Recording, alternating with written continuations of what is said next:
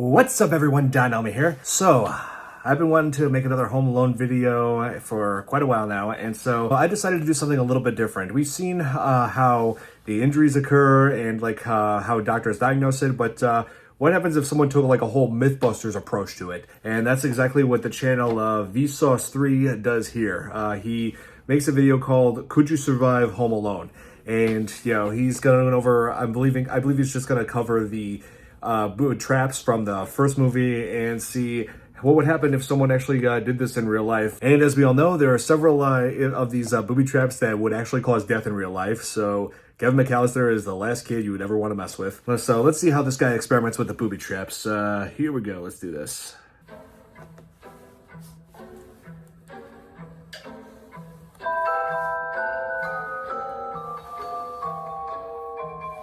VSauce! I'm Jake and my parents have left me home alone.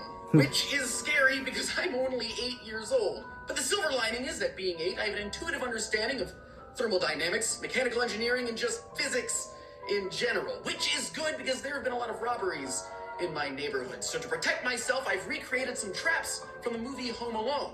Now there have been videos and articles about this before, about how damaging the traps would be. But nobody's recreated them physically and tested them on a human body. Or in our case, a ballistics dummy. So we're going to test two traps that I've always found to be fascinating. The red hot door handle and paint can to the face. As a bonus, even though this isn't a trap, the crowbar to the chest because that just has to be dangerous. That is if you can get past the first two. Oh, I think I hear the bandits coming towards the house. I'm gonna go get ready. Hey, we're the Threadbanger Bandits. Here to rob all these empty houses, right, Corinne? That's right, Rob. We're about to knock off this little 8-year-old kid's house because it's not like he could set up a bunch of intricate traps that could seriously hurt us or anything, right? You never know. Exactly. You go check the front door. I'm gonna go check the back.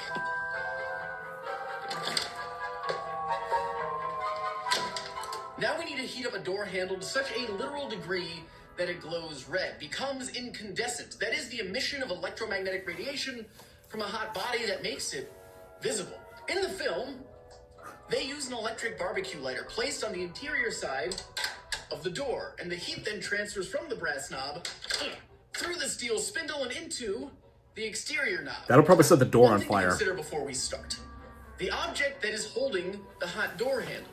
The door is metal, but the interior of it is wood and foam. So if I had to hypothesize what happened, if we heat the knob close to 1,000 degrees Fahrenheit, the temperature at which it will glow, then the metal door will start to warp, and the foam and wood inside will combust into flame. Yep. Which wouldn't be good. But there's only one way to know for sure. All right.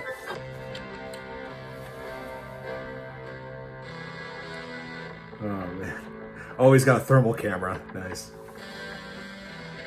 After 30 minutes, the interior door handle got to around 900 degrees Fahrenheit.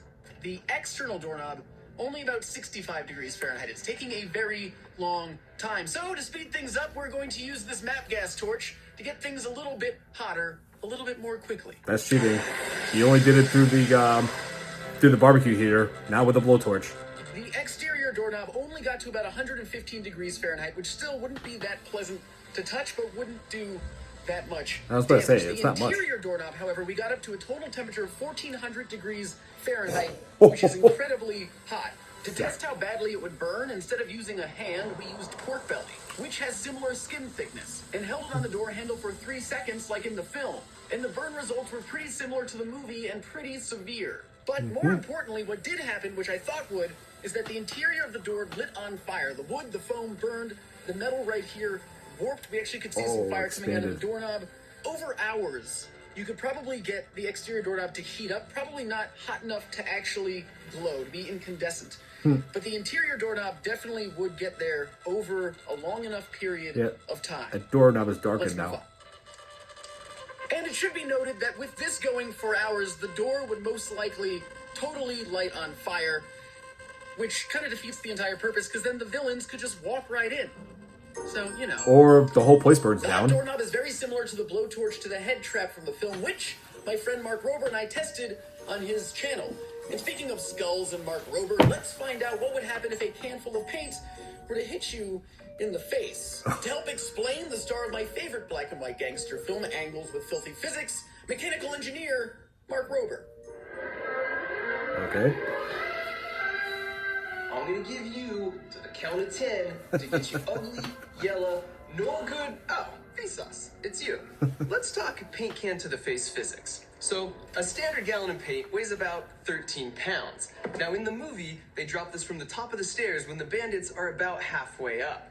That means as the can falls, it picks up speed as the gravitational potential energy is converted to kinetic. And if you actually do the math, it works out to about 17 miles per hour. But that's if you just release the can from a standstill. If you actually give it a little bit of a shove, you now have a 13-pound gallon of paint coming at your face at 20 miles per hour.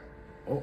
Now, if we assume your face crumples a bit and stops this paint can in about 3/4 of an inch of travel, that puts the impact force at 12 kilonewtons. That is like getting bare-knuckle punched by Mike Tyson twice at one time. 12 kilonewtons is 6 times more than the force required to break your nose. Then, if we take that force and divide by the mass of your head, that means your head snaps back at 266 Gs. Which means there is virtually a 100% chance that you would get knocked out and a 42% chance your skull would actually crack. It Now, could. where was I? Oh yeah, I'm gonna give you 10 seconds to get you no good, yellow belly, ugly, dirty, rotten Kisa out of here.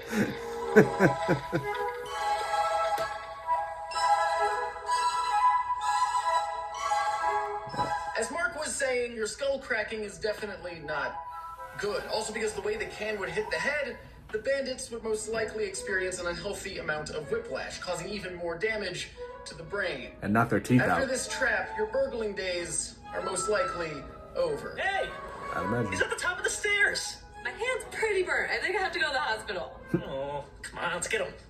Time to test the trap.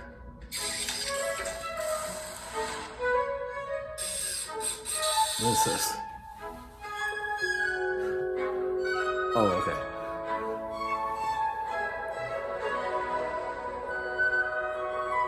Oh, I love the slow motion cameras. Alright, let's see it.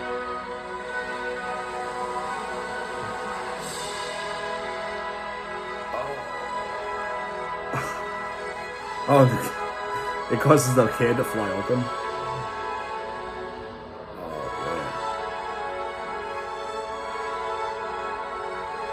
Huh. Okay, I was expecting a little bit. Oh, okay, it tore the neck, the whole neck area. Yeah. Oh. I put a huge dent in the can. Oh, wow. Oh, the head is just barely hanging on there. Oh my god. Yeah, no, don't. Yeah, definitely don't try that at home, kids. So, a paint can to the face would be incredibly devastating, which I feel is kind of an understatement. But luckily for us, the Threadbagger Bandits are very, very tough.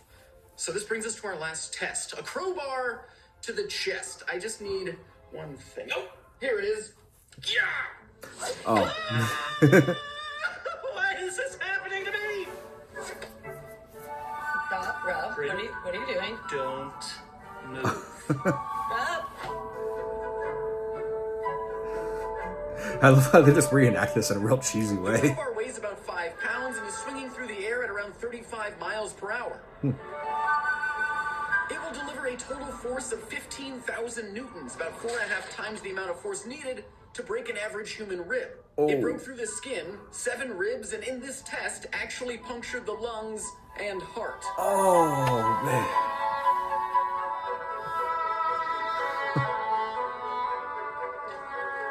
Wow. Okay, so after doing these tests, what did we find out? Well, the hot door handle would get very, very, very hot given enough time, a very long time. You would get 3rd-degree burns on your hand, and you would probably have to go to a hospital. You wouldn't be able to use this baby for the rest of the night. And burn the house Then down. into the paint can to the head, which is devastating and really cool, but really devastating. That would be the end of your robbing career, and you probably wouldn't really walk away from it.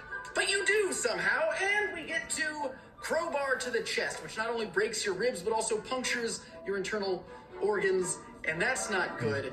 Nope. And you should really go see a doctor at this point if this happens to you, please. This is just a PSA from me to you. So could you survive the Home Alone traps?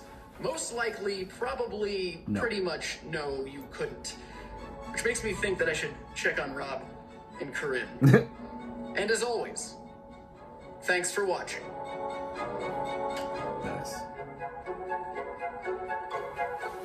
Oh wow! So, yeah, like I said, this whole thing takes like a real MythBusters approach to Home Alone traps. And I wasn't even thinking the whole crowbar thing was kind of surprised. Like I didn't think about it's like I knew that like certain bones would break, but I didn't even think about how the bones would actually puncture into internal organs. Oh my god, that makes the whole crowbar bit even more dangerous. But yeah, good thing that Harry and Marv are X-Men mutants. You know, Deadpool and Wolverine. They could just survive pretty much anything. Oh man, I just love all the new Home Alone videos that they put out there. So keep them coming, YouTube. Keep them coming. I love them. So, hope you guys enjoyed my reaction to Could You Survive Home Alone? Hit the like button if you did, share with your friends, subscribe to my channel for more content, and if you have any suggestions for what I should check out in the future, just let me know in the comments below. See you in the next video. Bye!